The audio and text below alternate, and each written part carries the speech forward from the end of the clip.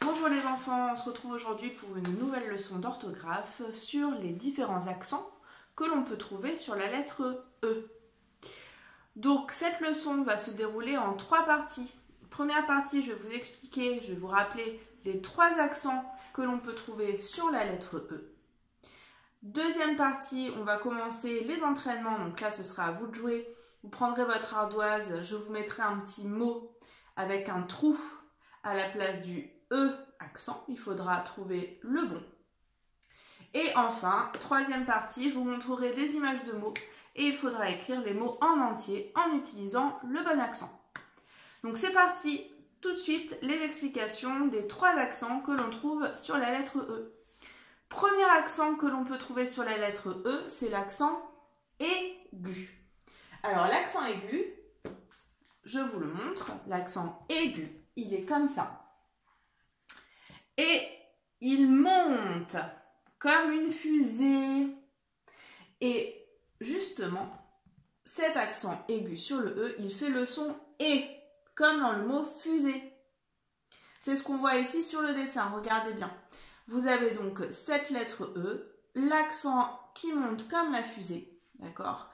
Et on peut donc se rappeler un petit peu de ça pour le mémoriser. Fusée et le « et » qui monte, d'accord? Rappelez-vous surtout qu'il fait le son « et » celui-ci. Et on peut le trouver au début du mot, à la fin du mot ou au milieu du mot. D'accord? Ça, c'est pour l'accent aigu. On passe maintenant au deuxième accent. Cette fois-ci, c'est l'accent grave. Alors, l'accent grave sur le E, il est comme ça. Donc, je fais mon E. Et cette fois-ci, lui, il va descendre. D'accord? Et ce qui est important, c'est que cet accent sur le E, eh bien, ça ne fait pas le son « et », mais ça fait le son « est ». D'accord? Donc, on entend bien la différence. « Est ». Comme dans le mot « flèche ». Dans le mot « flèche », le E aura un accent grave. C'est ce qu'on voit ici sur l'image. Regardez bien. Donc, on voit le mot « flèche » avec l'accent et on regarde bien sur le E. On peut imaginer une flèche qui descend et donc cet accent grave qui correspond. D'accord? Donc quand il faudra bien le former tout à l'heure, cet accent grave, quand vous entendrez « est » dans un mot, il faudra bien mettre le « e » et repenser à cette flèche qui descend. D'accord? Voilà pour ce deuxième accent. Le troisième accent, ah oui, et important pour ce son « est », celui-ci, on ne le trouve pas du tout au début ou à la fin d'un mot. Il est toujours au milieu des mots. D'accord? Ça, c'est important de le retenir aussi. Et le troisième accent que l'on peut trouver, c'est l'accent, mais celui-là, vous l'aimez bien, hein, vous l'appelez le chapeau en général. Donc, c'est un accent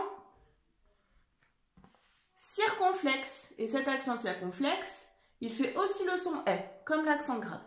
Mais on le trouve moins souvent. Donc, il faudra juste retenir quelques mots qui ont cet accent-là. D'accord? Voilà pour la petite explication. Donc, là maintenant, on va faire un petit travail ensemble pour s'entraîner. Donc, on passe à la deuxième partie. Vous avez besoin de votre ardoise. Donc, on commence tout de suite. Je vous écris un premier mot.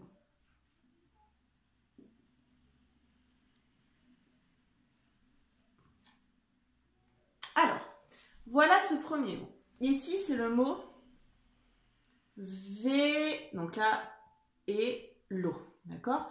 Donc, dans vélo, attention, je veux le son « et ». Donc, à chaque fois, dans ces mots-là, il faudra choisir, je ne l'ai pas dit, mais entre le E accent aigu et le E accent grave. L'accent circonflexe, pour l'instant, on le laisse de côté.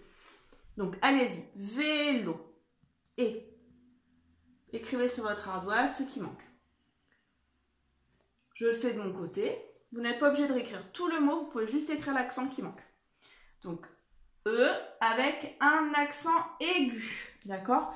Puisque on se souvient hein, que le son « et », c'est comme la fusée, accent aigu qui monte. On passe au deuxième mot. Vous allez essayer de trouver ce qui manque dans ce mot-là. J'accélère un peu. Alors, on va le lire ensemble. Donc ici, vi-pe-re. Alors, il manque quoi comme son ici? Oui, il manque le son « est ». Vipère. Alors, essayez de trouver le E qui manque. Avec quel accent? Allez-y. Très bien. Et oui, parce que effectivement, là, j'entends est. Donc, ici, j'aurais bien un accent grave, d'accord, qui descend comme ça. Vipèreux.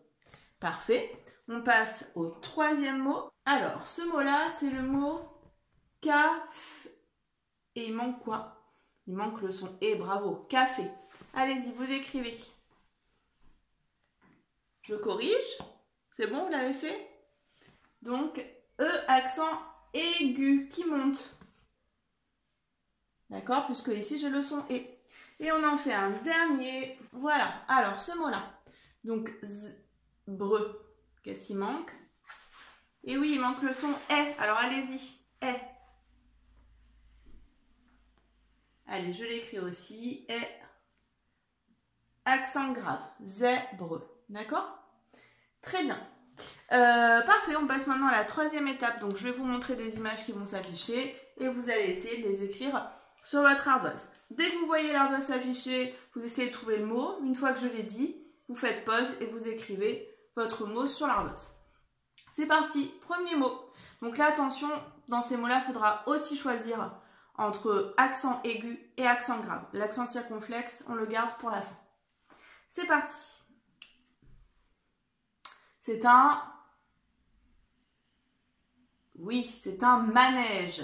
Donc faites pause et écrivez le mot manège. Allez-y. Allez, je le fais à mon tour. Donc M-A, hein, rien de plus facile.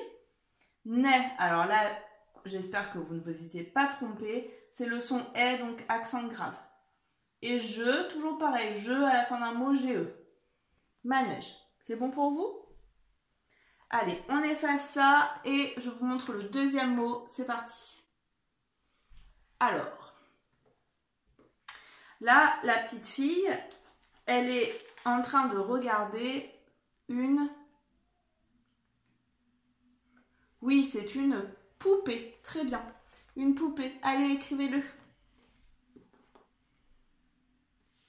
Je l'écris à mon tour. Vous avez fait pause. Si ce n'est pas le cas, faites tout de suite avant de voir la correction. Donc, pou, P-U, O-U, et P, P-E accent aigu, et un E qu'on n'entend pas. D'accord? Poupée. C'est un mot qu'on avait déjà vu celui-là. On efface et on écrit. Et on regarde, pardon, le troisième mot. C'est un... Oui, c'est un téléphone. Alors, attention juste au F de téléphone, c'est PH. Allez-y, écrivez-le, faites pause. Je l'écris à mon tour, c'est parti. Donc, téléphone. 4 syllabes. T. T, E accent aigu. D'accord. Les, L, E accent aigu. Hein. Là, vous voyez, j'ai 2 fois le son E. T, les. Et phone, donc faux. P-H-O. D'accord? Et il me reste ne, N-E. Voilà pour ce mot. Et on finit avec un dernier mot. Donc on choisit toujours entre l'accent aigu et l'accent grave. Pour regarder. Donc c'est un petit enfant qui est avec son père. Très bien, donc on écrit le mot père. Allez-y.